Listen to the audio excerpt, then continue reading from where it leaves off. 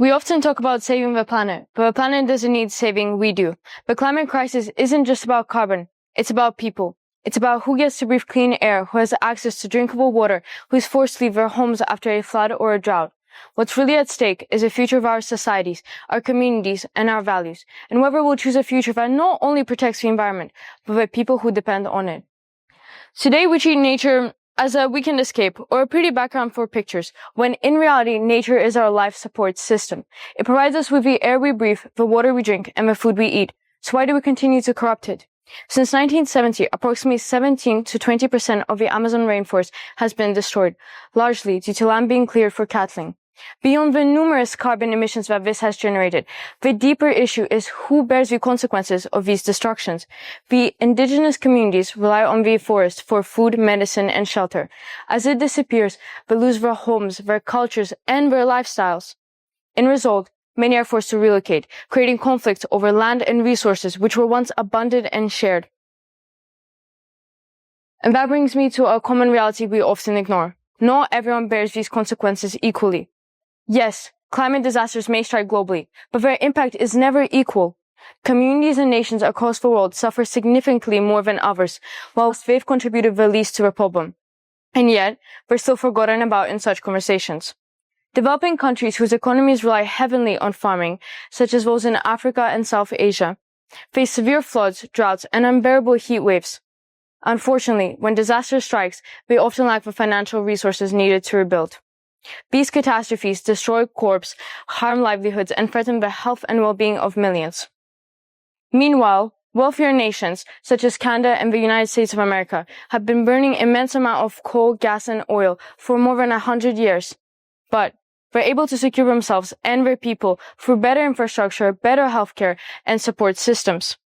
Think about how when a heat wave hits, some turn on the air conditioning, others have no shelter at all. By 2050, over 200 million people could be displaced due to climate-related disasters, people who didn't cause the problem, but are forced to flee from it. If the future we shape is to mean anything, it must be shared. It must be accessible to everyone and include those who have been silent for too long. Because climate justice isn't just about protecting its planet, it's about protecting the people who depend on it.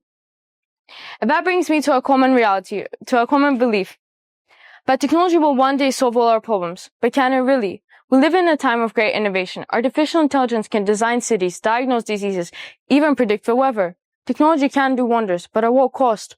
Over 75% of global energy is still wasted for fossil fuels, the very systems that created our crisis. And yet, electric cars won't ever fix global hunger. And solar panels can't rebuild broken trust, because the real problem isn't technological, it's human. Climate change isn't caused by a lack of gadgets. It's caused by a lack of balance, empathy, and responsibility. AI can make systems more efficient, but it can't make people consume less, pollute less, or even care more. It can't stop greed or inequality. Real change begins with values. We need compassion and accountability, the very qualities that define what it means to be human. AI may be the engine, but our values must be the steering wheel. Because without direction, even the fastest car crashes. And that future starts now, with us. Young people like myself are already living through the realities of climate change every day, and will face them in the upcoming years. It's no longer a later problem, it's today's problem. We've proven that age doesn't define influence. Our voices echo across platforms and borders. And around the world, that influence is already turning into action. From Greta Thunberg's school strike to young innovators inventing ocean cleaning machines, our generation is showing that we're not waiting for permission to act. We've grown up surrounded by technology and global awareness, much of it, yes, gained from our schooling systems. Because of that, we're able to bring fresh ideas, creativity, and new solutions to the table. We're now responsible, as our choices, actions, and voices have the power to lift and shape from the ashes after the disasters of those before us, a much safer and greener future for everyone. Yes, we're a generation that's easily influenced, whether it's a very bad fashion trend or a meme that will stay in our minds for months. But that same influence can drive positive change. It's no longer about future generations, it's about this one. It's about us. In the end, the future isn't written, delivered, or guaranteed. It's something we create. Every choice we make, every community we uplift, every voice we support, shapes the world we will live in. So let's choose to build a future that's not only sustainable, but fair, Not only green, but accessible. A future where every community, every voice, and every individual is valued. Because the future we shape should belong to all of us. Thank you.